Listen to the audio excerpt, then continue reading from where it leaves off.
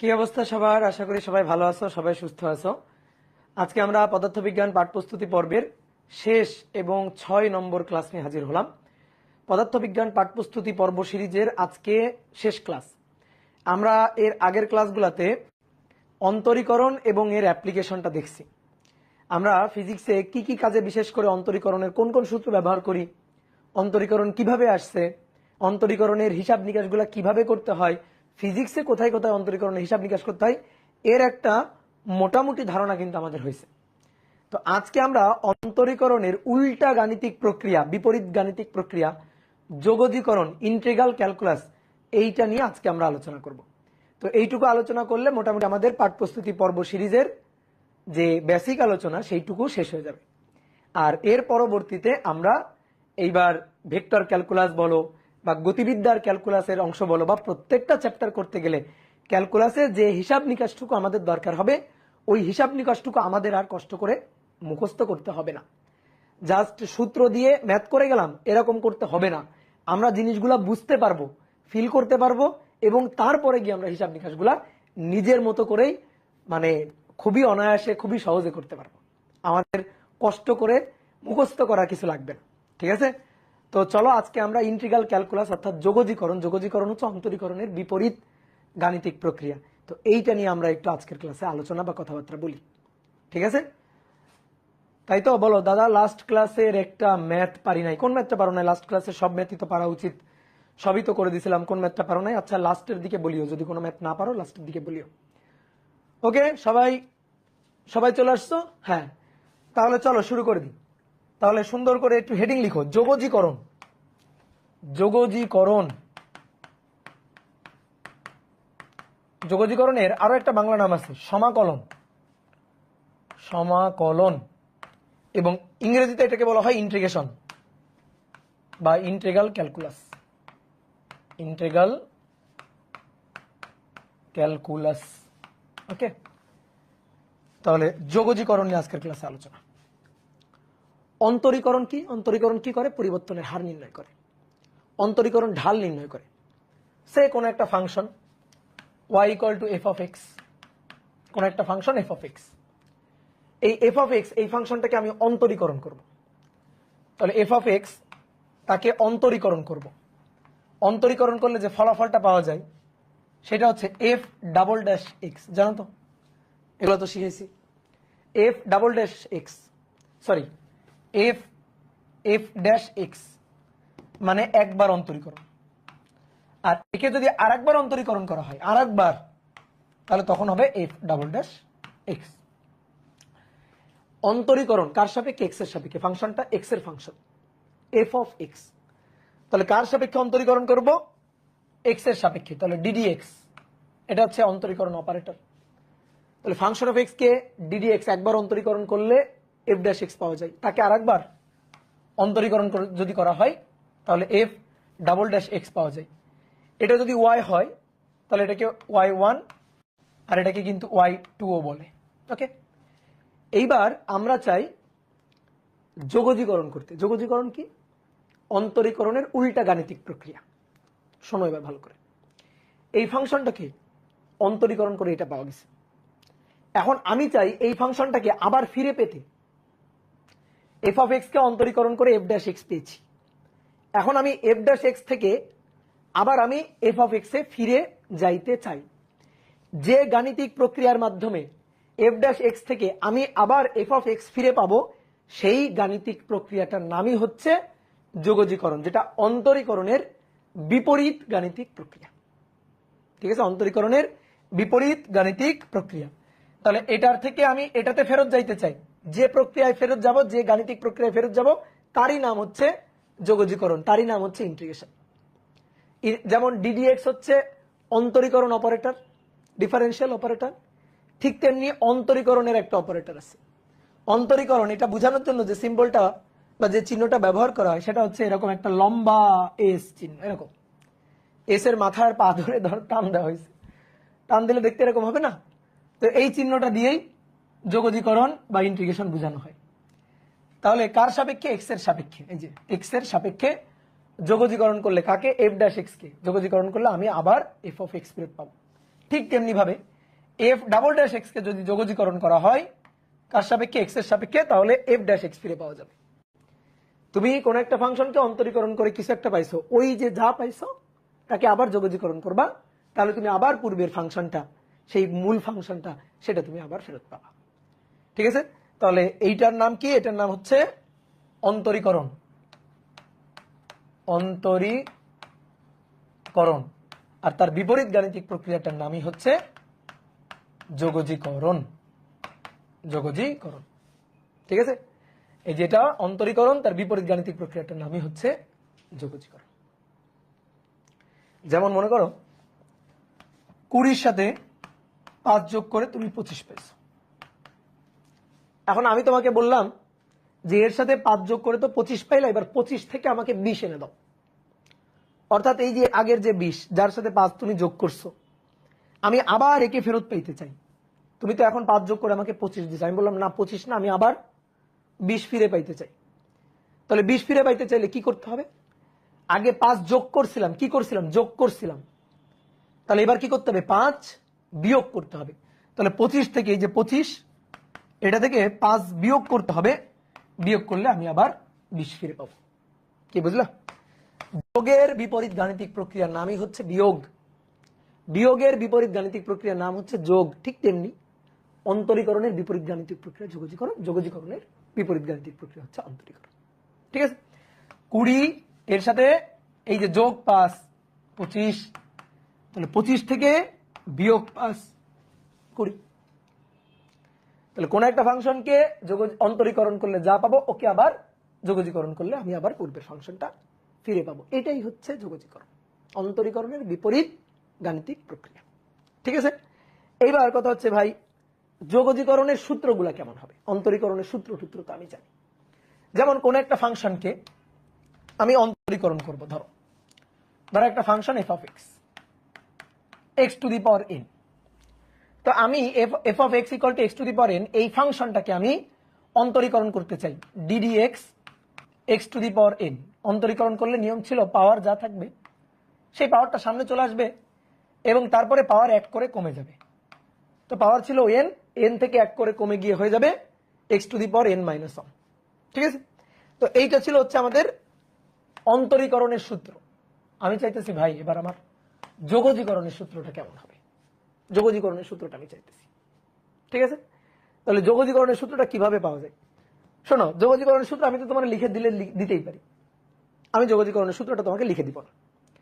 যোগজীকরণের সূত্রটা তুমি নিজে আবিষ্কার করো। তো নিজে তুমি উদাহরণ বুঝে বুঝে আবিষ্কার করো। তোমাকে আমি জাস্ট এইটুকু বলে দিছি, অন্তরীকরণের গাণিতিক বিপরীত গাণিতিক প্রক্রিয়া হচ্ছে যোগজীকরণ। এইটুকু আমি তোমাকে জাস্ট মুখে মুখে বলে দিছি। তুমি এই লাইনটাকে ব্যবহার করে, এই জ্ঞানটাকে কাজে লাগাই তুমি কিন্তু চাইলে যোগজীকরণের সূত্র কেমন হবে তুমি কিন্তু চাইলে আবিষ্কার করে ফেলতে পারো। তুমি কিন্তু নিজেই হিসাব নিকাশ করে যোগজীকরণের সূত্রটা কেমন হবে এটা গেস করতে পারো। দেখো কেমনে গেস করতে পারো। ডিডি এক্স ধরো একটা ফাংশন নিলাম এক্স টু দি পাওয়ার ধরো 4। এই ফাংশনটাকে আমি এক্স এর সাপেক্ষে অন্তরীকরণ করব। তাহলে অন্তরীকরণ করলে 4 সামনে আসবে, এক্স টু দি পাওয়ার 4 ছিল, তাহলে 4 থেকে 1 কমে যাবে, হবে এক্স টু দি পাওয়ার 3, পাওয়ার 1 কমে যাবে। তাহলে এবার কি বলা হচ্ছে? বলা হচ্ছে একে যদি তুমি যোগজীকরণ করো তাহলে এই ফাংশনটা ফেরত পাবা। ভালো করে শোনো, তোমার ফাংশনটা ছিল এক্স টু দি পাওয়ার 4, তাকে অন্তরীকরণ করে একে অন্তরীকরণ করে এটা পাওয়া গেছে। তাহলে এই যে ফাংশনটা আছে অর্থাৎ 4x টু দি পাওয়ার 3, তাকে যোগজীকরণ করলে তুমি আবার পূর্বের মূল ফাংশন অর্থাৎ x টু দি পাওয়ার 4 ফেরত পাবা। কি বুঝলা আমার কথা? বুঝলা? তাহলে এইটাকে যদি যোগজীকরণ করা হয়, যোগজীকরণ, ঠিক আছে, যোগজীকরণ x এর সাপেক্ষে যদি যোগজীকরণ করা হয় তাহলে x টু দি পাওয়ার 4 ফেরত পাওয়া যাবে। তাহলে তোমার এবার ফেরত পাইতে হবে। তাহলে যোগজীকরণ চিহ্ন হচ্ছে এটা। কাকে যোগজীকরণ? 4x টু দি পাওয়ার 3 কে যোগজীকরণ। এই যে এটাকে যোগজীকরণ কার সাপেক্ষে? x এর সাপেক্ষে। এই যে x এর সাপেক্ষে এইটাকে যোগজীকরণ করলে, x এর সাপেক্ষে যোগজীকরণ করলে কত পাইতে হবে? x টু দি পাওয়ার 4 পাইতে হবে। এইবার তুমি দেখো একে কি করলে পাওয়ার কি করলে, কি দিয়ে গুণ করলে, কি দিয়ে ভাগ করলে আমি x টু দি পাওয়ার 4 পাবো? নিজে বুদ্ধি খাটাও, গেস করো। এর সাথে কি করলে এক্স টু দি পাওয়ার 4 পাওয়া যাবে, এর সাথে কি করলে এক্স টু দি পাওয়ার 4 পাওয়া যাবে। দেখো তো কি করলে এক্স টু দি পাওয়ার 4 পাওয়া যাবে। আছে কত 4 এক্স টু দি পাওয়ার 3, তাহলে 4 ধ্রুবক, আর আছে হচ্ছে এক্স টু দি পাওয়ার 3। তাহলে ভালো করে খেয়াল করো, 4 এক্স টু দি পাওয়ার 3 কে এক্স টু দি পাওয়ার 4 বানাইতে হবে, শুধু এক্স টু দি পাওয়ার 4 বানাইতে হবে। তাহলে দেখো প্রথমে আসো পাওয়ারের সংশোধন। লাগবে আমার এক্স টু দি পাওয়ার 4, আছে আমার এক্স টু দি পাওয়ার 3, তাহলে আমার লাগবে এক্স টু দি পাওয়ার 4, 3 আছে, 3 এর সাথে 1 যোগ করতে হবে। কথা বুঝছো? তাহলে পাওয়ার যা আছে তার সাথে কি যোগ করতে হবে, 1 যোগ করতে হবে, 1 যোগ করতে হবে। এইবার আমার তো লাগবে এক্স টু দি পাওয়ার 4, সামনে তো কিছু থাকা যাবে না, আমার তো এখানে 4 আছে, তাহলে 4 কে তাড়াই দিতে হবে, 4 কে ওখান থেকে ভস্য করে দিতে হবে। কেমনে করা যায়? তাহলে 4 দিয়ে ভাগ দিতে হবে। কি দিয়ে ভাগ দিতে হবে? 4 দিয়ে ভাগ দিতে হবে। আচ্ছা, উপরে পাওয়ার দেখো তো, এক্স টু দি পাওয়ার কত, 3 প্লাস 1, নিচে কত 4, তো 4 কে আমি 3 প্লাস 1 লিখতে পারি না? বলো পারি কিনা? 3 প্লাস 1 লিখতে পারি না? বোঝা গেছে? তাহলে এবার 3 প্লাস 1 4 4 4 4 কাটাকাটি, x to the power 3 plus 1 x to the power 4। দেখো তো আসছে কিনা? আসছে? ক্লিয়ার? তাহলে সূত্র কিন্তু তুমি আবিষ্কার করে ফেলছো, সূত্র কিন্তু তোমার আবিষ্কার করা হয়ে গেছে। কিভাবে সূত্র আবিষ্কার করা হয়ে গেছে, কিভাবে?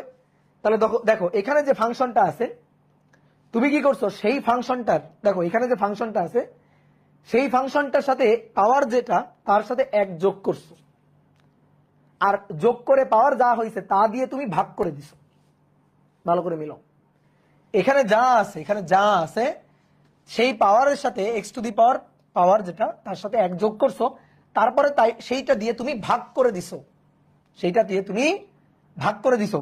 তাহলে দেখো তো আমি যদি সূত্র বানাই, তাহলে ইন্টিগ্রেশন, ধরো x to the power N আছে, কার সাপেক্ষে? এক্স এর সাপেক্ষে, সো ডিএক্স। তাহলে কি হবে? X to the power N আছে, তাহলে আমার এইখানে x to the power N plus 1 পাওয়ার 1 করে, এই যে এক্স টু দি পাওয়ার 3 আছে, তাহলে 3 প্লাস 1 পাওয়ার 1 করে যোগ হবে। এবার তারপরে যোগ হয়ে যাওয়া যে পাওয়ারটা, সেই পাওয়ারটা দিয়ে ভাগ হবে, 3 প্লাস 1 দিয়ে ভাগ হবে। তাহলে এখানে n প্লাস 1 দিয়ে ভাগ হবে। কথা বুঝছো? ক্লিয়ার?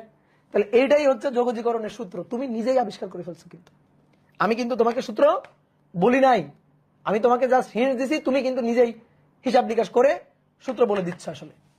কি বুঝলা? আসো আরেকটা উদাহরণ দেখি, তাহলে আরো ভালো বোঝা যাবে। আরেকটা উদাহরণ দেখি, ধরো এই ভাই এটা অত ভালো বুঝি নাই, বুঝতে হবে, এটাকে আমরা একটা সাইডে সরাই রাখলাম। আরেকটা সেম টাইপের আরেকটা উদাহরণ ধরো আমরা হিসাব করি। ভাই বলো ডিডিএক্স ধরো এক্স টু দি পাওয়ার 7, তাহলে আমি যদি একে অন্তরীকরণ করি, তাহলে 7 এক্স টু দি পাওয়ার 6, 7 সামনে আসলো, এক্স টু দি পাওয়ার 7 এক কমে যাবে, তাহলে হবে 6। তাহলে অবশ্যই এই জিনিসটাকে যোগজীকরণ করলে এক্স টু দি পাওয়ার 7 পাওয়া উচিত। যোগজীকরণ করলে এক্স টু দি পাওয়ার 7 পাওয়া উচিত। তাহলে 7 এক্স টু দি পাওয়ার 6 একে যোগজীকরণ করব কার সাপেক্ষে? এক্স এর সাপেক্ষে। এই যে যোগজীকরণ চিহ্ন দিয়ে দিলাম, দিলে পাওয়া উচিত x to the power 7। 7 x to the power 6 কে যোগজীকরণ করলে এক্স টু দি পাওয়ার 7 পাওয়া উচিত, পাইতে হবে ভাই, পাইতে হবে। আর কেমনে পাওয়া যায়? তাহলে প্রথম কাজ হচ্ছে এখানে যা আছে সেটা লিখে ফেলা, ফেলবো। তাহলে 7 এক্স টু দি পাওয়ার 6 লিখে ফেললাম। আমার বানাইতে হবে এক্স টু দি পাওয়ার 7, একে বানাইতে হবে এক্স টু দি পাওয়ার 7, একে বানাইতে হবে এক্স টু দি পাওয়ার 7। তাহলে এক্স টু দি পাওয়ার 6 আছে, তাহলে 1 যোগ করে দিব, তাহলে এক্স টু দি পাওয়ার 7 হবে। এবার আমার লাগবে শুধু এক্স টু দি পাওয়ার 7 লাগবে না, সামনের এই 7 দরকার নেই, তাহলে ভাই 7 দিয়ে ভাগ দিয়ে দিই। এবার 7 দিয়ে যে ভাগ দিয়ে দিলাম, x to the power 6 plus 1, 7টাকে ভেঙে লেখা যায় 6 প্লাস 1। তাহলে নিয়মটি দাঁড়াইলো, এখানে যা থাকবে তার পাওয়ারে 1 যোগ হবে, তারপরে সেই পাওয়ারটা দিয়ে যোগ হওয়ার পরে সেটা দিয়ে ভাগ হবে, দেখো 6 প্লাস 1 দিয়ে আবার ভাগ হবে, এটাই তো নিয়ম। তাহলে সেম একইভাবে x to the power n dx, তাহলে এখানে যা থাকবে সেটা আগে লিখবো, x to the power n লিখলাম, লেখার পরে পাওয়ারে 1 যোগ হবে n প্লাস 1, সেই পাওয়ারটা দিয়ে ভাগ হবে n প্লাস 1, ভাগ হবে, পাওয়ার n প্লাস 1 হবে, তারপরে সেই পাওয়ারটা দিয়ে ভাগ হবে। সিম্পল, খুবই সিম্পল। কি কথা বুঝছো? আমি কিন্তু আরেকবার দেখালাম এই জিনিসটা, আরেকবার তোমার দেখালাম। তাহলে সূত্র তো তুমি নিজেই আবিষ্কার করে ফেলছো। তাহলে এইবার আসো আমরা একটু মিলাই দেখি, যে সূত্র আমরা আবিষ্কার করলাম সেই অনুযায়ী একটু মিলাই দেখি। তাহলে মনে করো d d x x to the power কত দিব, এক্স টু দি পাওয়ার ধরো 5, তাহলে 5x টু দি পাওয়ার 4, ঠিক আছে। এবার আসো এইটা এইটা, তাহলে integration 5x two the power 4 dx। শোনো প্রথম নিয়ম, 5 হচ্ছে ধ্রুবক, 5 বাইরে যাবে, 5 গেল বাইরে। এবার x to the power 4 dx, সূত্র কি ছিল? সূত্র ছিল x to the power n dx, সূত্র ছিল x to the power n plus 1 divided by n plus 1 দিয়ে ভাগ হবে। তাহলে x to the power 4, x to the power n যদি হয় n plus 1 divided by n plus 1, তাহলে এখানে হবে 5, x to the power 4 plus 1 divided by 4 plus 1, তাহলে 5 x টু দি পাওয়ার 5 নিচে 5, 5 5 কাটাকাটি, 5 5 কাটাকাটি, তাহলে কত থাকলো? x টু দি পাওয়ার 5 থাকলো। দেখো তো x টু দি পাওয়ার 5 ফেরত পাইলাম কিনা, এই তো, তাই না? এটাই তো হিসাব। তাহলে বলো যোগজীকরণ, সরি অন্তরীকরণ, ধরো কাকে অন্তরীকরণ? 7x টু দি পাওয়ার 3 কে অন্তরীকরণ, কার সাপেক্ষে? dx, x এর সাপেক্ষে। তাহলে কি হবে? নিয়ম অনুযায়ী 7 বাইরে যাবে, 7 গেল বাইরে। তারপরে integration x to the power 3 dx, 7 বাইরে গেল, x to the power 3 integration করতেছি, তাহলে পাওয়ার যা আছে তার সাথে এক যোগ হবে, সেই যোগ হয়ে যে পাওয়ারটা হবে সেই পাওয়ারটা দিয়ে ভাগ হবে। তাহলে এবার হবে 7 ডিভাইডেড বাই 3 যোগ 1 4, x টু দি পাওয়ার কত? x টু দি পাওয়ার 4, হয়ে গেল, হয়ে গেল। এবার দেখো এইটাকে যোগজীকরণ করলে এটা পাওয়া গেছে না? আমি তোমাকে গ্যারান্টি দিয়ে বলছি, এইটাকে তুমি অন্তরীকরণ করো, 7x টু দি পাওয়ার 3 পাবা। দেখো তো পাও কিনা? ddx 7/4 x to the power 4, 7/4 ধ্রুবক বাইরে আসবে, অন্তরীকরণ করতেছে, অন্তরীকরণ 7/4 ধ্রুবক বাইরে আসবে, ddx x to the power 4, 7/4 বাইরে থাকলো, x টু দি পাওয়ার 4, 4 সামনে, পাওয়ার 4 থেকে 1 কমে যাবে, 4 - 1 3 হবে, 4 4 কাটাকাটি। দেখো 7x টু দি পাওয়ার 3, দেখো তো মিলছে কিনা? এই যে 7x two the power 3, 7x two the power 3 কে যোগজীকরণ করলে এটা, তাহলে এটাকে অন্তরীকরণ করলে 7x টু দি পাওয়ার 3 হবেই, হইছেও তাই। তাহলে যোগজীকরণের সূত্রটা বুঝতে পারছো? এখন আমরা যোগজীকরণের যে সূত্রটা আমরা যেভাবে লিখি, যোগজীকরণ যেভাবে প্রকাশ করি, এই জিনিসটাকে একটু খুব ভালোভাবে বলতে চাই আমরা। দেখো মাথায় রাখবা, এই যে যোগজীকরণ চিহ্ন, এইখানে যাকে লিখবা তাকে যোগজীকরণ, এই যে ফাংশন অফ এক্স, তাকে যোগজীকরণ কার সাপেক্ষে? এক্স এর সাপেক্ষে। যে ddx মানে dx, সরি ddx না dx, তাহলে d এর পরে যেটা লিখবা তার সাপেক্ষে, তারপরে হচ্ছে ফলাফল, ঠিক আছে? তারপরে এই যে ফলাফল। তাহলে একটু বোঝো, এটা হচ্ছে যাকে যোগজীকরণ, যাকে যোগজীকরণ, যে ফাংশনটাকে যোগজীকরণ, এখানে যেটা আছে তার সাপেক্ষে, তার সাপেক্ষে, আর এই যে চিহ্নটা এটা হচ্ছে যোগজীকরণ অপারেটর, যোগজীকরণ চিহ্ন। বুঝতে পারছো? ক্লিয়ার?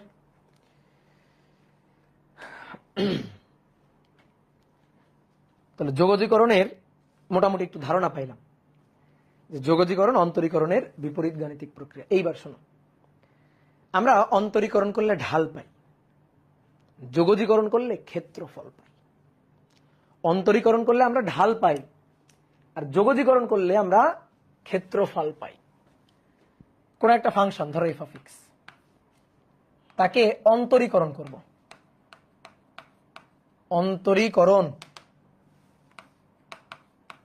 অন্তরীকরণ, অন্তরীকরণ করা মানে ঢাল নির্ণয় করা, ঢাল, ঢাল নির্ণয় করা। অন্তরীকরণ করলে ঢাল পাই। f double dash x, f of x এর ঢাল হচ্ছে f double dash x, f of x এই ফাংশনটার ঢাল f ডাবল ড্যাশ এক্স। এইবার f ডাবল ড্যাশ এক্স একে যদি আমরা যোগজীকরণ করি, যোগজীকরণ করি, তাহলে যেহেতু অন্তরীকরণের বিপরীত গাণিতিক প্রক্রিয়া, তাহলে এই ফাংশনটাকে যোগজীকরণ করলে এফ অফ এক্স ফেরত পাবো। ভালো কথা। প্রশ্ন হচ্ছে এইবার আমরা কি পাবো? এই ফাংশনটাকে যোগজীকরণ করলে এফ অফ এক্স পাইলাম, তো এফ অফ এক্স আর এফ ডাবল ড্যাশ এক্স সম্পর্কটা কি হবে? এর কি এটা? এর যেমন ঢাল এটা, এর ঢাল এটা, তাহলে এর কি এটা? এর ক্ষেত্রফল এটা। তাহলে যোগজীকরণ করলে কি পাবো? ক্ষেত্রফল পাবো। আপাতত মেনে নাও, আমি দেখাচ্ছি এক এক করে। তাহলে অন্তরীকরণ করলে ঢাল পাওয়া যায়, আর যোগজীকরণ করলে ক্ষেত্রফল পাওয়া যায়। আমি এই ফাংশনটাকে যোগজীকরণ করলে এফ অফ এক্স পাচ্ছি, তাহলে এফ অফ এক্স হচ্ছে এর ক্ষেত্রফল, এর একটা নির্দিষ্ট একটা ক্ষেত্রফল। তাহলে অন্তরীকরণ করলে ঢাল আর যোগজীকরণ করলে ক্ষেত্রফল পাওয়া যায়। এইবার আসো ক্ষেত্রফল কেমনে পাওয়া যায় সেই জিনিসটা এবার একটু বুঝি। তোমাকে আমি একটা ফাংশন দিলাম, ধরো F of x. F of x মানে তো ওয়াই, ওয়াই ইকুয়াল টু ধরো 6, এটা একটা ফাংশন। ওয়াই এর মান 6, এটা একটা ফাংশন। এটা হচ্ছে এক্স অক্ষের সমান্তরাল একটা সরলরেখা। কেমন সরলরেখা? এক্স অক্ষের সমান্তরাল একটা সরলরেখা। ধরো কেউ বুঝতেছে না এক্স অক্ষের সমান্তরাল সরলরেখা, আচ্ছা বোঝার দরকার নেই, থাম। এটা এক্স অক্ষ আর এটা ওয়াই অক্ষ, মানে এফ অফ এক্স। তো কি বলছে? ওয়াই ইকুয়াল টু 6, অর্থাৎ এক্স এর মান যাই হোক না কেন, ওয়াই এর মান 6। এক্স এর মান 0 হলে ওয়াই এর মান 6, এক্স এর মান 2 হলে ওয়াই এর মান 6, এক্স এর মান 3 হলে ওয়াই এর মান 6, এক্স এর মান 4 হলে ওয়াই এর মান 6, সব সময় ওয়াই এর মান 6। তাহলে এক্স এর বিভিন্ন মানের জন্য ওয়াই এর মানগুলো যদি পাওয়া যায়, তাহলে এরকম একটা সরল রেখাই তো পাওয়া যাবে। তাহলে এটাই হচ্ছে এফ অফ এক্স বা ওয়াই, এটা ইকুয়াল টু 6। এবার আমি না ধরো ক্ষেত্রফল বের করতে চাই, এই রেখা দ্বারা এক্স অক্ষের সাথে আবদ্ধ ক্ষেত্রফল বের করতে চাই, এই রেখা দ্বারা। এখন এক্স অক্ষের সাথে যদি ক্ষেত্রফল, আবদ্ধ ক্ষেত্রফল বের করতে চাই, ক্ষেত্রফল যদি হিসাব করে বের করতে চাই, তাহলে তো একটা বাউন্ডারি দিতে হবে, একটা ক্ষেত্র বানাইতে হবে, একটা বাউন্ডারি দিতে হবে। সেই বাউন্ডারির মধ্যে এরিয়াটা বের করতে হবে। বাউন্ডারিটাকে বলা হচ্ছে লিমিট। বাউন্ডারিটাকে আমরা বলছি লিমিট, যে এইখান থেকে এই পর্যন্ত, এই সীমার মধ্যে, এই লিমিটের মধ্যে আমার ক্ষেত্রফলটা বের করতে হবে। ওয়াই ইকুয়াল টু 6 এই রেখা দ্বারা এক্স অক্ষের সাথে আবদ্ধ ক্ষেত্রফল, যেমন দেখো এইটা হচ্ছে এক্স ইকুয়াল টু 2, এই পয়েন্ট, এটা হচ্ছে এক্স ইকুয়াল টু 2 রেখা। তারপরে এইটা হচ্ছে ধরো এক্স ইকুয়াল টু 5 রেখা।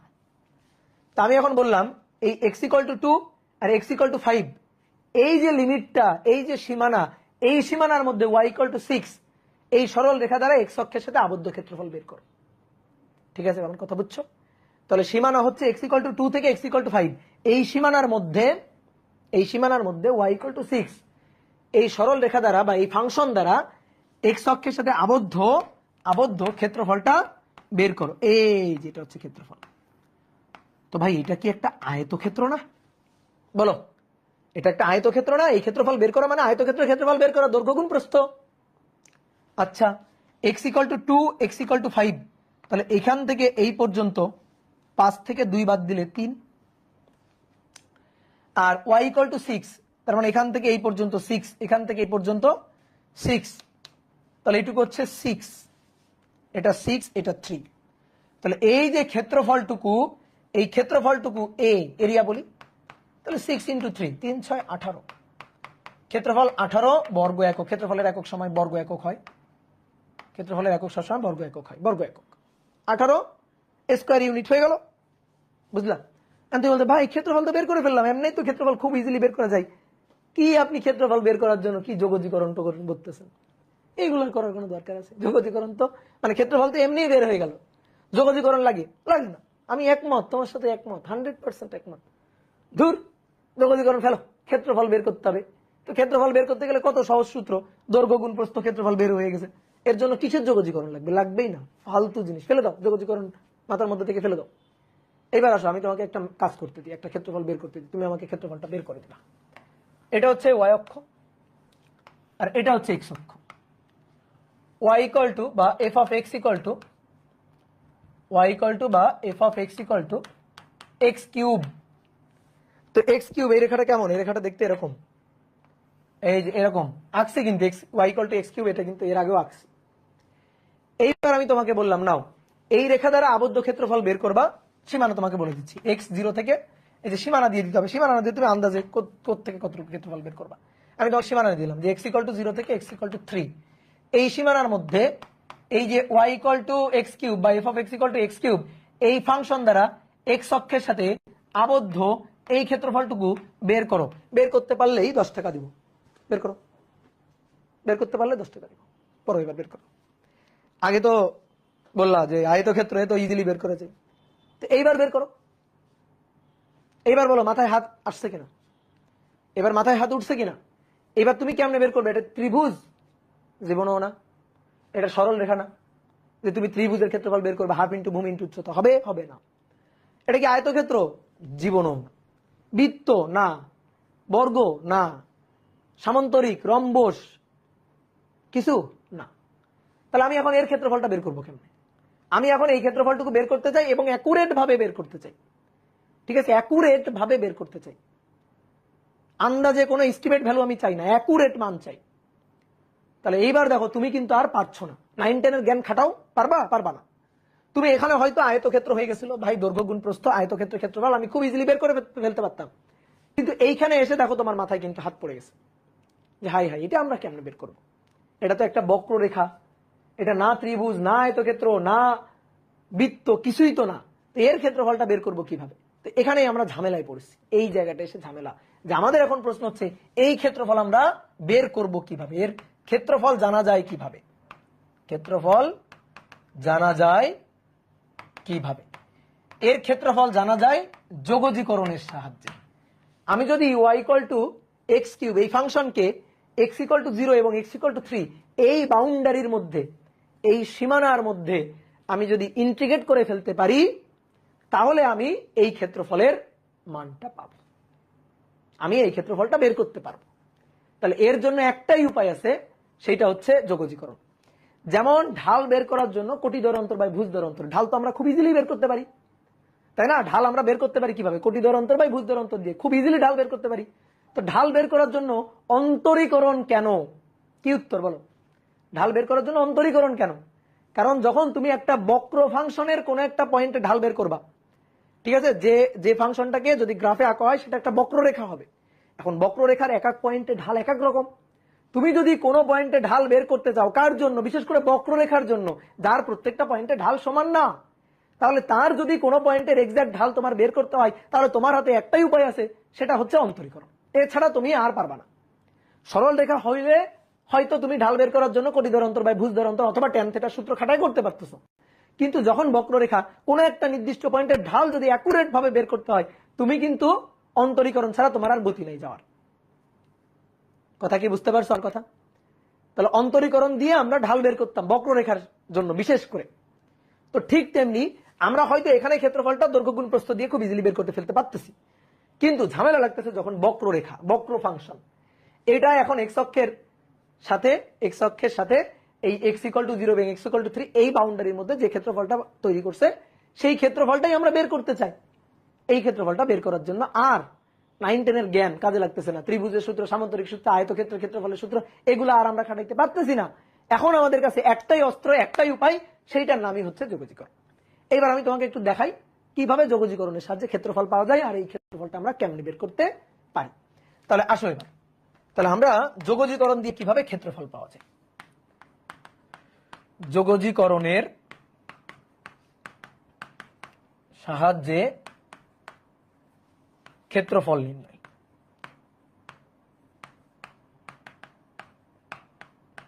যোগজীকরণের সাহায্যে ক্ষেত্রফল নির্ণয়। এটা এক্স, এটা এফ অফ এক্স। ধরো ভাইয়া এটা হচ্ছে একটা ফাংশন, এই ফাংশনটা হচ্ছে এফ অফ এক্স ফাংশন। এবার আমরা ক্ষেত্রফল চাইতেছি, একটু বাউন্ডারি দিয়ে দিই। ধরো x equal to x one আর x equal to x two, x equal to x two, এই বাউন্ডারির মধ্যে আমি ক্ষেত্রফলটা চাইতেছি। একটা কাজ করি, আমরা একেবারে মূল বিন্দু দিয়েই ধরি। ধরো মূল বিন্দু দিয়ে ধরি, এই যে এক্স ওয়ান ইকুয়াল টু ধরো 0, এটাই এক্স ওয়ান। ঠিক আছে, এক্স ওয়ান ইকুয়াল টু 0, ধরো এটাই এক্স ওয়ান,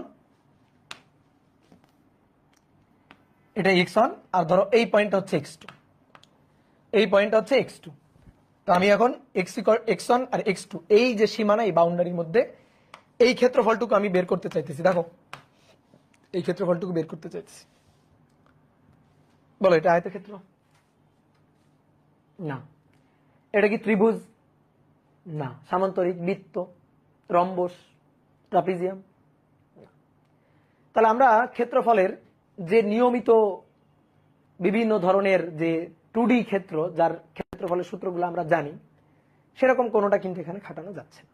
কিন্তু আমাদের টার্গেট আজকে এই ক্ষেত্রফলটুকু বের করতে হবে। এবার আমরা যদি চাই এই ক্ষেত্রফলটুকু বের করতে, তাহলে আমরা এখন প্রচন্ড চালাক হয়ে যাব। কিভাবে এই ক্ষেত্রফল বের করা যায় সেটা আমরা দেখব। অনেকে বলে ভাই যোগজীকরণ করেন। ভাই যোগজীকরণ এখনো জানি নাই, ঠিক আছে, বলো না আগে যোগজীকরণ, আগে বলো না, আগে আমরা চিন্তা করি। ধরো আমরা আদিম যুগের মানুষ, আমাদের এখন দায়িত্ব পড়ছে এই ক্ষেত্রফলটা বের করতেই হবে। তো কিভাবে বের করা যায়? কিভাবে বের করা যায়? আমরা একটা কাজ করি, এই ক্ষেত্রটাকে আমরা দুটো ভাগ করি। এই ক্ষেত্রটাকে আমরা দুইটা ভাগ করে ফেলি। এই যে দুইটা ভাগ করে ফেললাম। তাহলে x1 থেকে x2 এই টোটালটা ছিল আমাদের x, ঠিক আছে। তো দুটো ভাগ করে ফেললে এটা এখন হয়ে গেছে ডেল এক্স ডেল এক্স, দুইটা সমান ভাগ করছি, ডেল এক্স হয়ে গেছে। এইবার একটা জিনিস খেয়াল করো, ওয়াই অক্ষে নিছি আমরা এফ অফ এক্স বা ওয়াই, তাই না? এটা আমরা নিছি। তার মানে এইটুকু আমাদের ওয়াই। তাহলে একটা কাজ করি, যেহেতু এইটুকু আমাদের ওয়াই, তো এখান থেকে এই পর্যন্ত এটাকে আমরা y1 বললাম, এটাকে আমরা বললাম y1, আর এখান থেকে এই পর্যন্ত এটাকে আমরা বলবো y2। আচ্ছা ভালো করে শোনো, কেন y গুলো আলাদা? এটা তো এই যে এফ অফ এক্স, তো f of x equal to something একটা সমীকরণ আছে না, ধরো এক্স স্কোয়ার প্লাস 2 এরকম কিছু একটা আছে। এক্স এর মান বসাইলে ওয়াই এর বিভিন্ন মান পাওয়া যাবে। ধরো এক্স এর এই মান, তার জন্য ওয়াই এতটুকু, এক্স এর এই মান, তার জন্য ওয়াই এতটুকু, এক্স এর এই মান, তার জন্য ওয়াই এতটুকু, এক্স এর এই মান, তার জন্য ওয়াই এতটুকু। তাহলে ওয়াই এর মানটা কিন্তু আস্তে আস্তে চেঞ্জ হচ্ছে, ফাংশনটার মান চেঞ্জ হচ্ছে এক্স এর চেনের জন্য। তাহলে এই পয়েন্টে ধরো এই যে এইটুকুকে আমরা বললাম ধরো এটা ওয়াই2, এটাকে বললাম ওয়াই2। এইবার আমাকে বলছে না এই ক্ষেত্রফলটা বের করতে, তা আমি যে কাজটা করলাম দেখো, আমি ক্ষেত্রফলটা বের করার জন্য এরিয়া, এটা বের করার জন্য আমি আয়তক্ষেত্রের সূত্র খাটাইছি। তুমি এখন বলতে পারো যে ভাই আয়তক্ষেত্র তো না, কথা হচ্ছে আমি বিশ্বাস করি নেই মামার চেয়ে কানা মামাটাই ভালো, ঠিক আছে, আমি এটা বিশ্বাস করি যে নেই মামার চেয়ে অ্যাটলিস্ট কানা মামা তো ভালো। তা আমি সেই কানা মামা কনসেপ্টে যাচ্ছি, যে নেই মামা ক্ষেত্রফল তো এমনিই পাচ্ছি না, ঠিক আছে, তাহলে যেহেতু ক্ষেত্রফল দরকার সেহেতু যতটুকু পাওয়া যায় ততটুকু বের করি। তা আমি কি করছি, y1 এর সাথে ডেল এক্স, দৈর্ঘ্য গুণ প্রস্থ করছি। আচ্ছা দৈর্ঘ্য গুণ প্রস্থ যদি করি তাহলে আমি ক্ষেত্রফল কতটুকু পাবো? দেখো দৈর্ঘ্য গুণ প্রস্থ মানে আয়তক্ষেত্রের সূত্র। তাহলে y1 আর ডেল এক্স নিয়ে একটা আয়তক্ষেত্র, এই আমি আসলে এইটুকু ক্ষেত্রফল পাবো যদি আমি y1 এর সাথে ডেল এক্স গুণ করি। y1 এর সাথে ডেল এক্স গুণ করলে আমি এইটুকু ক্ষেত্রফল পাবো, এই যে এটা। এইবার আসো এইখানে একটা কাজ করি, y2 আর ডেল এক্স গুণ করি, y2 আর ডেল এক্স গুণ করি। তো y2 আর ডেল এক্স গুণ করলে তখন কি পাবো? y2 হচ্ছে এইটুকু আর ডেল এক্স হচ্ছে এইটুকু, দৈর্ঘ্য গুণ প্রস্থ। তাহলে তখন আমি এই ক্ষেত্রফলটুকু পাবো, এই ক্ষেত্রফলটুকু আমি তখন পাবো। বুঝলা কিনা? বলো বুঝছো কিনা? ওকে, ক্লিয়ার? আচ্ছা তাহলে ব্যাপারটা কি দাঁড়ালো, আমি চাইছিলাম এইটুকু ক্ষেত্রফল, পুরো এইটুকু ক্ষেত্রফল চাইছিলাম। আমি পাইলাম কতটুকু? আমি পাইলাম হচ্ছে এইটুকু, আর আমি পাইলাম হচ্ছে এইটুকু। তাহলে এখন দেখো একটা জিনিস খেয়াল করো, যতটুকু আমি চাই ততটুকু পাইনি, বাট তার বিশাল একটা পোর্শন আমি পেয়ে গেছি।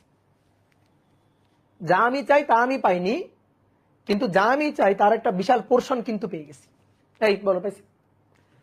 কিন্তু এই ক্ষেত্রফলটুকু, এতে তো পুরো আবদ্ধ ক্ষেত্রফল না, আমি যা চাইছিলাম তা তো না, এতটুকু তো বাদ, এতটুকু তো পাইলাম না। আবার এই যে এতটুকু, এটাও তো বাদ, এটাও তো পাইলাম না।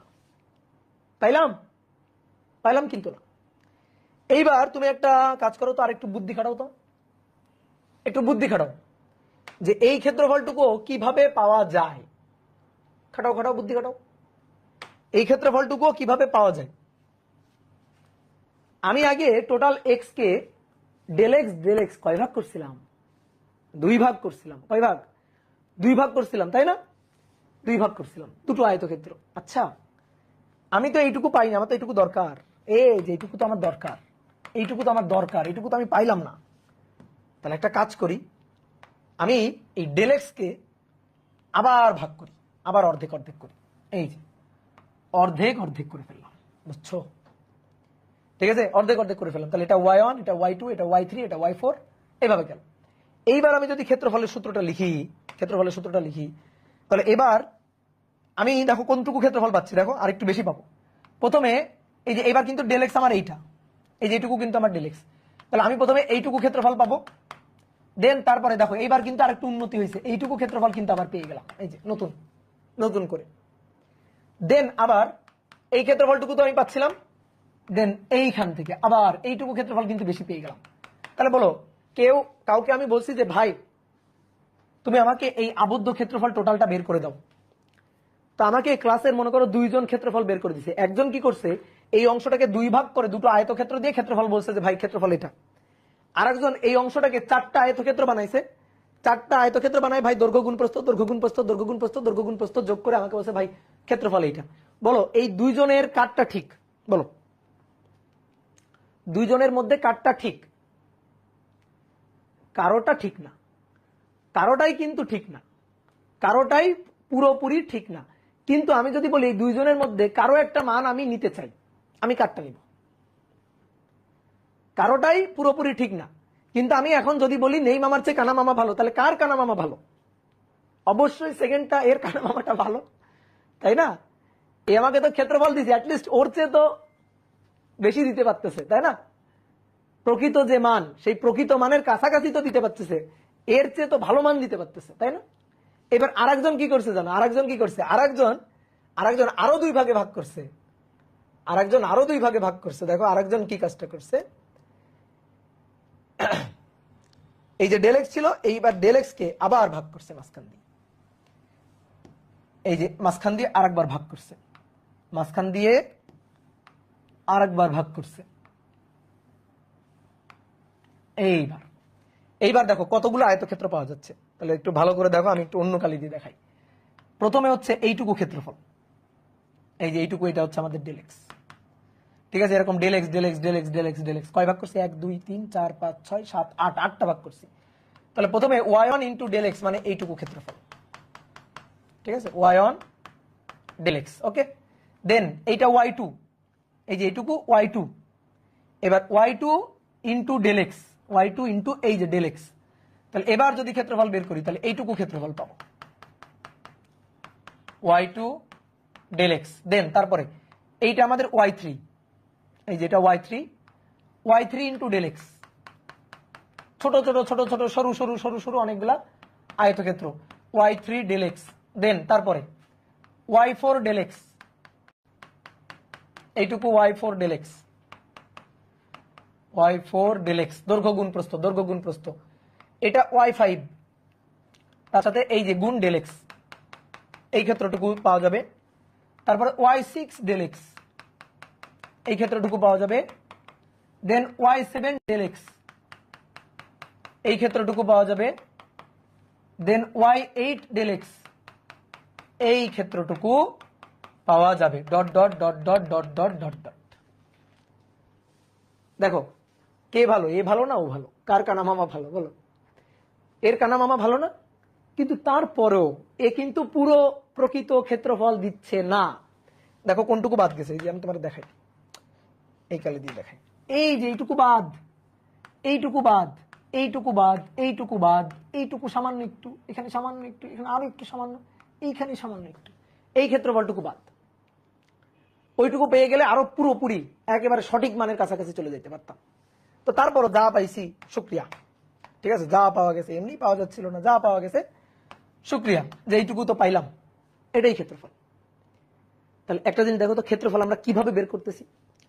ছোট ছোট ছোট ছোট সরু সরু সরু সরু সরু সরু আয়তক্ষেত্র তৈরি করে সেই ক্ষেত্রফলগুলো আমরা যোগ করতেছি। আচ্ছা দেখো তো এইটাকে এভাবে লেখা যায় কিনা, ক্ষেত্রফল area y del x, y del x, y del x, তাই না? তাহলে summation of y del x বলতে পারি, summation of y del x, y1 del x, y2 del x, y3 del x. তাহলে এটাকে আমরা বলতে পারি summation of y del x, ঠিক আছে? তাহলে summation of y del x, y del x. এইবার বলো কতগুলো এরকম, কতগুলা এরকম, কতগুলা? একটা, দুইটা, তিনটা, চারটা, এরকম কতগুলা? এন এর মান 1 থেকে শুরু করে এন এর মান এন পর্যন্ত, ধরো এন সংখ্যক। যেমন এখানে আমি ভাগ করছি 1 2 3 4 5 6 7 8, 8টা ভাগে ভাগ করছি। এখানে যে ভাগ করছিল সে ভাগ করছিল 2টা ভাগে, এখানে যে ভাগ করছে সে করছে 8 ভাগে। তো তোমাকে মনে করো আমি কাজ দিলাম, আমি বললাম ক্ষেত্রফল বের করে এনে দিবা। ঠিক আছে, ক্ষেত্রফল বের করে এনে দিবা। ধরো ক্লাসে 100 জন ছাত্র আছে, আমি সবাইকে কাজ দিলাম, দিয়ে বললাম ক্ষেত্রফল বের করে এনে দিবা। যে যত সুন্দর প্রকৃত ক্ষেত্রফল বের করে এনে দিতে পারবা তাকে আমি একটা প্রাইজ দিব। এখন মনে করো তোমার খুব ইচ্ছা যে তুমি প্রাইজ পাইতে চাও, তাহলে তুমি কি করবা? আমি বলছি ক্ষেত্রফলের যত সঠিক মান বের করে এনে দিতে পারবা, আমি যে সবচেয়ে বেশি সঠিক মান বের করে দিতে পারবে আমি তাকে প্রাইজ দিব। তাহলে তুমি কি করবা? তুমি চাও প্রাইজ নিতেই হবে, তাহলে তুমি চেষ্টা করবা সবার চেয়ে বেশি সংখ্যক ভাগে ভাগ করতে। মনে করো একজন 2 ভাগে ভাগ করছে, ও প্রাইজ পাবে না, ও 2 ভাগে ভাগ করছে মাত্র। আরেকজন 8 ভাগে ভাগ করছে, আরেকজন 10 ভাগে ভাগ করছে, একজন 100 ভাগে ভাগ করছে।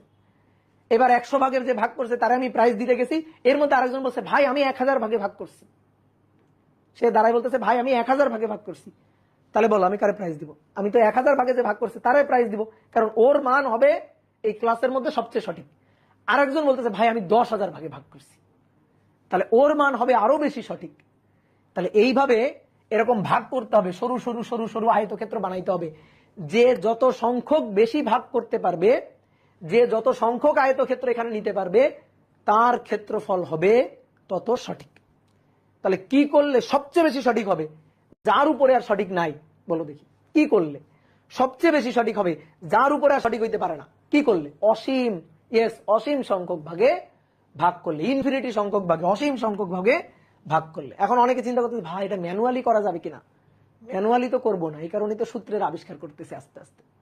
কিন্তু এটুকু তো কনসেপ্ট মাথার মধ্যে ঢুকছে যে যে যত বেশি ভাগ করতে পারবে, যে যত বেশি আয়তক্ষেত্র এখানে বানাইতে পারবে, তার ক্ষেত্রফল হবে তত সঠিক, সে ক্ষেত্রফলের প্রকৃত মানের কাছাকাছি যাবে। তো এইভাবে ভাগ করতে করতে করতে করতে করতে যে যত বেশি পারবে, যত বেশি যত বেশি যত বেশি সবচেয়ে বেশি, তো ইনফিনিটি অসীম, তার জন্য ক্ষেত্রফলের একেবারে প্রকৃত সঠিক মানই পাওয়া যাবে, যে অসীম সংখ্যক ভাগে ভাগ করতে পারবে। কিন্তু ম্যানুয়ালি তো আর অসীম সংখ্যক ভাগে ভাগ করতে পারা যাবে না, তাই না? অসীম সংখ্যক, অসীমে তো কোনো সীমা নাই। ধরো একটা ক্ষেত্রফল বের করার জন্য অসীম সংখ্যক ভাগে ভাগ করা শুরু করলা, তোমার প্রজন্ম তো শেষ, তোমার নাতি নাতনি প্রজন্ম শেষ হয়ে যাবে, তাও ক্ষেত্রফল বের করা হবে না, তাই তো? তাই ম্যানুয়ালি আমরা করতে চাচ্ছি না, আমরা তো সূত্র খাটাবো। এইবার একটা জিনিস চিন্তা করো, সামেশন অফ n = 1 থেকে ইনফিনিটি পর্যন্ত যদি আমরা ভাগ সংখ্যা অসীম সংখ্যক করি, ভাগ সংখ্যা যদি অসীম সংখ্যক করি, সেই ক্ষেত্রে del x টেন্ডস টু 0 হবে, del x টেন্ডস টু 0 হবে। ভাগ সংখ্যা যদি অসীম সংখ্যক করি তাহলে del x টেন্ডস টু 0 হবে। এবার কেমনে দেখো, তুমি যত বেশি ভাগ করবা del x তো তত ক্ষুদ্র হবে। যেমন এখানে del x দেখছো, এই যে দেখো del x হচ্ছে এতটুকু, 2 ভাগ করছি del x এতটুকু, 8 ভাগ করছি দেখছো del x ছোট হয়ে গেছে না, del x del x del x del x ছোট হয়ে গেছে না? তাহলে যত বেশি সংখ্যক ভাগ করবো del x তত ছোট হবে। তো অসীম সংখ্যক ভাগ করলে কি হবে? del x টেন্ডস টু 0, দেখাই যাবে না। ধরো এরকম একটা সরল রেখা, আমি বললাম এই 2 ভাগ করো, তো 2 ভাগ করলে এইটুকু আর এইটুকু, 4 ভাগ করলে এই, তাহলে তখন ভাগ সংখ্যা ছোট হয়ে গেল না, ভাগের অংশগুলো ছোট হয়ে গেল না? তেরে যদি অসীম সংখ্যক ভাগ করা হয়, অসীম সংখ্যক ভাগ করে তোমার 1 টুকরা দিলাম, নাও অসীম সংখ্যক ভাগ করে তোমার 1 টুকরা দিলাম, থাকবে কিছু? থাকবে কিছু? তো থাকবেই না। তো del x কত হবে? del x টেন্ডস টু হয়ে যাবে 0। এইবার দেখো খুব ভালো করে শুনবা কথাটা, এই যে একটা কথা লিখলাম না, সামেশন অফ n = 1 থেকে infinity del x tends to 0, এই জিনিসটাই হচ্ছে যোগজীকরণ। এই যে জিনিসটা, এই জিনিসটাকে একত্রে, এত কিছু আর লেখা হয় না, এত কিছু আর লিখি না আমরা। আমরা কি করি? এত কিছু না লিখে এই এত কিছুর পরিবর্তে জাস্ট একটা এরকম সিম্বল বসাই দিই, এই যে এত কিছু আর আমরা লিখি না, জাস্ট এটার পরিবর্তে এরকম একটা সিম্বল বসাই দিই, দিয়ে y, y মানে কি? y মানে কি? y মানে f of x, y মানে f of x dx। কেন dx? del x তখন dx, কেন? কারণ del x টেন্ডস টু 0 হলে del x আর লিখি না, তখন লিখি dx। dx মানে কি? খুবই ক্ষুদ্র, ক্ষুদ্রাতি ক্ষুদ্র। তাহলে del x টেন্ডস টু 0, এই কারণে del x এর জায়গায় dx। তো এটাই তো, এটা কিসের কি? এটা কি? যোগজীকরণ। যোগজীকরণ করলে কি পাওয়া যায়? ক্ষেত্রফল। এই দেখো যোগজীকরণ করলে কি পাওয়া যাচ্ছে? ক্ষেত্রফল পাওয়া যাচ্ছে। এই কথা বুঝছো? এই যে এই এতটুকু আছে, সবুজ কালি দিয়ে মার্ক করা আছে, এইটুকুর অর্থই তো যোগজীকরণ করা। যোগজীকরণ করা মানে কি জানো? কোনো কিছুকে ক্ষুদ্র ক্ষুদ্র ক্ষুদ্র ক্ষুদ্র ক্ষুদ্র ক্ষুদ্র ক্ষুদ্র ক্ষুদ্র করে অসীম সংখ্যক ভাগ করা, খুবই ক্ষুদ্রাতি ক্ষুদ্র, খুবই ক্ষুদ্রাতি ক্ষুদ্র, del x টেন্ডস টু 0। আমি অসীম সংখ্যক ভাগে ভাগ করবো, অসীম সংখ্যক ভাগে ভাগ করবো, অসীম সংখ্যক, একেবারে ফালি ফালি ফালি ফালি ফালি ফালি করে ফেলবো। তাহলে অসীম সংখ্যক ভাগে ভাগ করলে ভাগ করা যে জিনিসগুলা, সেগুলা খুবই ক্ষুদ্র হবে, খুবই ক্ষুদ্র, খুবই ক্ষুদ্র, খুবই ক্ষুদ্র, ক্ষুদ্রাতি ক্ষুদ্র, tends to zero, del x tends to zero. তাহলে del x tends to zero, এরকম এন এর মান 1 থেকে শুরু করে যদি ইনফিনিটি হয়, তাহলে এটার অর্থই তো যোগজীকরণ করা। এই যোগটাই তো আমরা যোগজীকরণের সূত্র অ্যাপ্লাই করে স্মার্ট ওয়েতে করি, ম্যানুয়ালি করি না। তাহলে দেখছো যোগজীকরণ থেকে কেমনে ক্ষেত্রফল পাওয়া যাচ্ছে, যোগজীকরণ থেকে কেমনে ক্ষেত্রফল পাওয়া যাচ্ছে। ওকে, তাহলে এই হচ্ছে ঘটনা।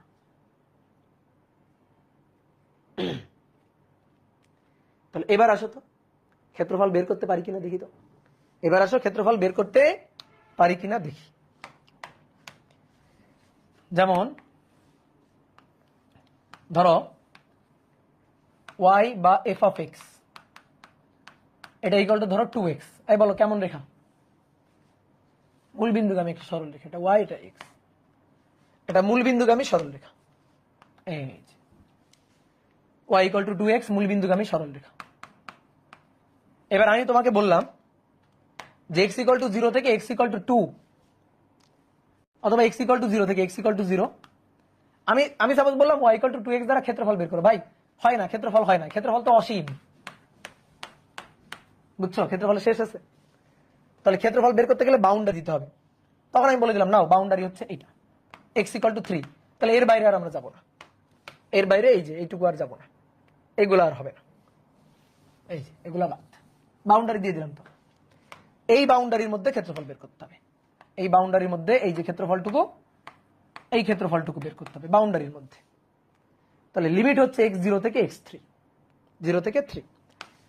তাহলে ক্ষেত্রফল যদি বের করি, কি এটা ত্রিভুজ, এটা ত্রিভুজ। এইখান থেকে এই পর্যন্ত ভূমি 0 থেকে 3, 3, উচ্চতা এইটুকু, এইটুকু হচ্ছে উচ্চতা। y ইকুয়াল টু কত? 2x, x এর মান বসাও এখানে, x এর মান বসাও, x ইকুয়াল টু কত? 3 বসাও এখানে। বসাইলে যে y ইকুয়াল টু 2 ইন্টু 3, 3 দুগুণে 6, লম্ব হচ্ছে 6। তাহলে ক্ষেত্রফল হচ্ছে হাফ ইন্টু ভূমি ইন্টু উচ্চতা, হাফ ইন্টু ভূমি ইন্টু উচ্চতা। তাহলে হাফ গুণ ভূমি হচ্ছে 3, উচ্চতা 6, কাটাকাটি করো।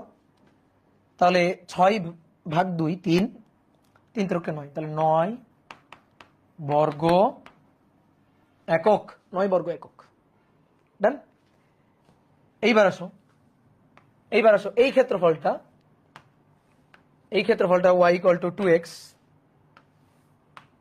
y ইকুয়াল টু 2x, এই ক্ষেত্রফলটা দেখি x ইকুয়াল টু 0 থেকে x ইকুয়াল টু 3, এই লিমিটের মধ্যে আমরা যোগজীকরণ করে বের করলে কত আসে? কি করবো এবার? যোগজীকরণ দিয়ে বের করবো। তাহলে ক্ষেত্রফল a, যোগজীকরণ। তাকাও বোর্ডে, তাকাও। কাকে? y ইকুয়াল টু 2x, এই ফাংশনটাকে, এই যে y কে কার সাপেক্ষে? x এর সাপেক্ষে। ব্যবধান মানে লিমিট, ব্যবধি, ঠিক আছে, বাউন্ডারি, সীমা কত? 0 থেকে 3। তাহলে বাউন্ডারি বা সীমাটাকে এই ইন্টিগ্রেশন সাইনের নিচে বসাই দিবা। Lower limit, lower limit, lower boundary 0। আপার বাউন্ডারি কোন পর্যন্ত? ক্ষেত্রফলের লিমিট কোন পর্যন্ত? এত থেকে এত, 0 থেকে 3। তাহলে ইন্টিগ্রেশন সাইনের উপরে বসাই দিবা 3, আপার লিমিট। এটা হবে লোয়ার লিমিট, এটা হবে আপার লিমিট। এইবার আসো integration y equal two 2x, y equal two 2x dx, 0 থেকে 3। ভাই 2 যাবে বাইরে, শোনো নিয়মটা ভালো করে বুঝবা এবার। 2 যাবে বাইরে, অবশ্যই ধ্রুবক বাইরে যাবে। x এর পাওয়ার 1, তাহলে x এর পাওয়ার 1 হবে 2, 1 প্লাস 1, বুঝো নাকি করে দেখাবো? 1 প্লাস 1, আর যে পাওয়ারটা হবে সেটা দিয়ে ভাগ হবে, 1 প্লাস 1 দিয়ে ভাগ হবে। এবার আসো লিমিট, এই যে থার্ড ব্র্যাকেট দিব। ইন্টিগ্রেশন হয়ে গেলে এবার লিমিট বসানোর সময়, অর্থাৎ 0 আর 3 বসানোর সময় একটা থার্ড ব্র্যাকেট দিব। Lower limit 0, upper limit 3। এবার দেন তারপরে 2, x টু দি পাওয়ার 2, নিচে 2, 0 থেকে 3, 2 বাইরে চলে আসলো, 2 2 কাটাকাটি, x টু দি পাওয়ার 2, 0 থেকে 3, x এর মান একবার বসবে 3, আপার লিমিট, x এর মান একবার বসবে 0, লোয়ার লিমিট, মাঝখানে হবে বিয়োগ চিহ্ন। মাঝখানে কি হবে? মাঝখানে হবে বিয়োগ চিহ্ন। x এর মান একবার বসবে 3, 3 এর বর্গ, x এর মান একবার বসবে 0, 0 এর বর্গ, আপার লিমিট, লোয়ার লিমিট, x এর মান একবার বসবে 3, x এর মান একবার বসবে 0, মাঝখানে হবে মাইনাস। 3 3 9 বিয়োগ 0, 9 বর্গ একক। মিলেছে? বলো মিলেছে? দেখো এই যে তাহলে যোগজীকরণ করে ক্ষেত্রফল বের হয়ে যাচ্ছে, যোগজীকরণ করে ক্ষেত্রফল বের করে ফেলছি আমরা। বুঝলা বুঝলা? এখন তুই বলতে ভাই সূত্র দিয়ে হয় যোগজীকরণ কেন দরকার? এটাই তো কাহিনী, সূত্র দিয়ে হয় যোগজীকরণ কেন দরকার, এখানেই তো কাহিনী। সূত্র দিয়ে হইলে যোগজীকরণ কেন দরকার? আসলেই তো সূত্র দিয়ে যদি হয় তাহলে যোগজীকরণ কেন দরকার হুদাই? তাহলে এই হচ্ছে ফাংশন, বক্র ফাংশন। বক্র function y equal to x cube. এখন আমি তোমাকে বাউন্ডারি দিয়ে দিলাম, নাও x ইকুয়াল টু 0 থেকে x equal to 3, x equal to 3, এই বাউন্ডারির মধ্যে এই ক্ষেত্রফল বের করো।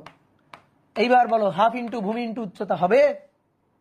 এবার কেউ যদি বলে যে ভাই ক্ষেত্রফল বের করবো, হাফ ইন্টু ভূমি 3 আর উচ্চতা, উচ্চতা এইটুকু, আচ্ছা ধরো এইটুকু কত, y equal to x cube, তাহলে y ইকুয়াল টু 3 কিউব, তাহলে 3 এর কিউব 27, তাহলে 27, তাহলে 27 গুণ 3 ভাগ 2, দেখি কত আসে, 27 গুণ 3 ভাগ 2, তাহলে 81/2 মানে 40.5 বর্গ একক, বর্গ একক। এই তো ক্ষেত্রফল বের করে ফেললাম, ঠিক আছে? এবার এইগুলা নিয়ে যদি লোকজনের সামনে হাজির হও তাহলে কিন্তু লোকজন উত্তম মাধ্যম দিবে, ঠিক আছে? এগুলা নিয়ে যদি লোকজনের সামনে হাজির হও লোকজন কিন্তু উত্তম মাধ্যম দিবে। এটা হবে না, এটা ত্রিভুজ না। এটা ত্রিভুজের মতো দেখতে মনে হইলেও কিন্তু এটা ত্রিভুজ না পুরোপুরি। তুমি যেটা করছো সেটা হচ্ছে এই ক্ষেত্রফল বের করে ফেলছো, এই এটা, এই ক্ষেত্রফলটা বের করে ফেলছো।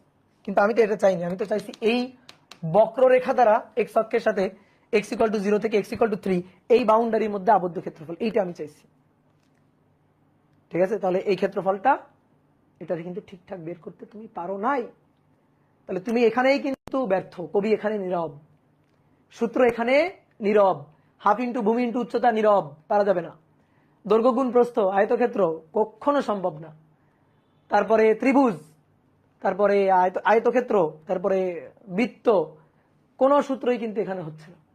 তাহলে একটাই উপায়, একটাই উপায়, একটাই উপায়, সেই উপায়টার নাম হচ্ছে ইন্টিগ্রেশন। তাহলে ক্ষেত্রফল y dx, লিমিট 0 থেকে 3, 0 থেকে 3, তাহলে y equal to x cube dx 0 থেকে 3, x to the power 3, 3 plus 1, নিচে 3 plus 1, lower limit 0, upper limit 3, তাহলে 1/4 x to the power 4, 1/4 x to the power 4,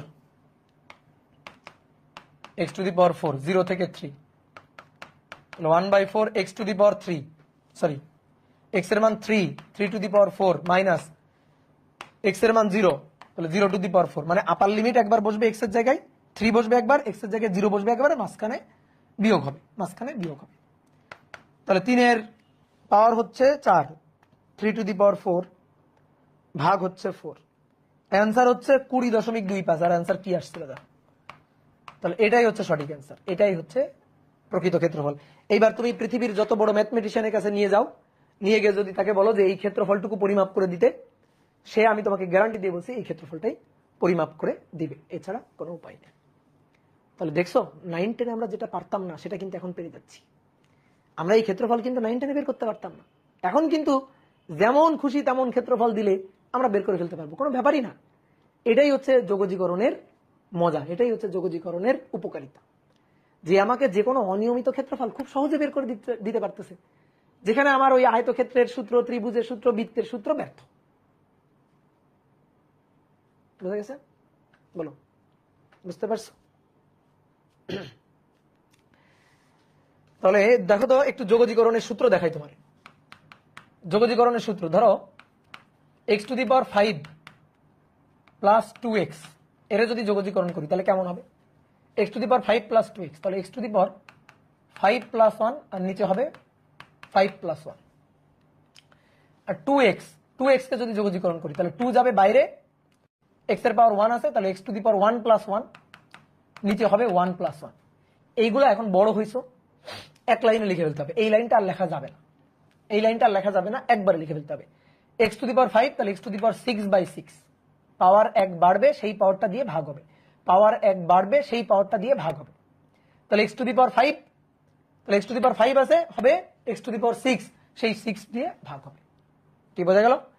এবার তারপরে 2x, দেখো 2x, 2 যাবে বাইরে, 2 ধ্রুবক বাইরে যাবে, সাথে কি আছে x, x টু দি পাওয়ার 1 আছে, 2 হবে, সেই 2 দিয়ে ভাগ হবে। এবার 2 আর 2 কাটাকাটি, তাহলে এটা হবে x to the power 6/6 plus x square.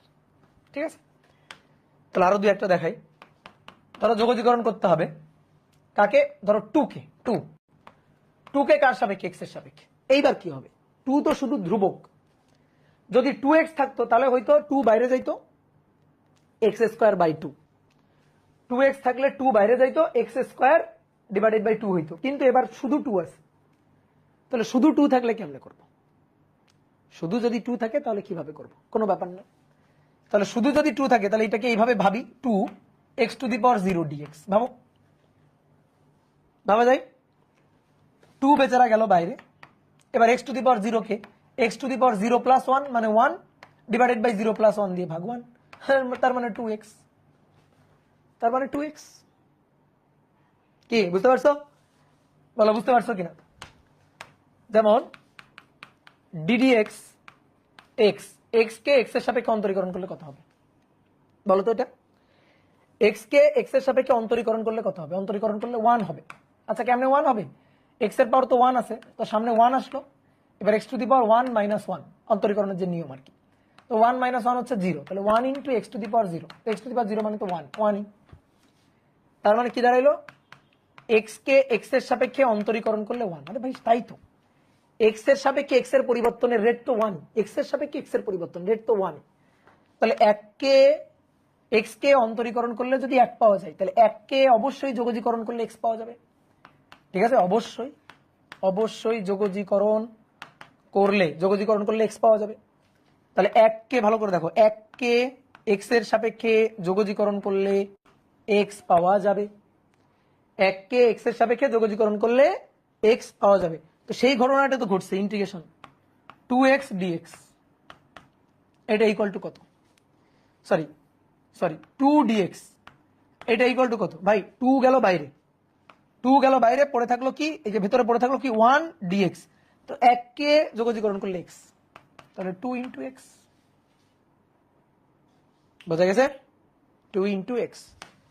তাহলে এই যোগজীকরণ করে দাও, যোগজীকরণ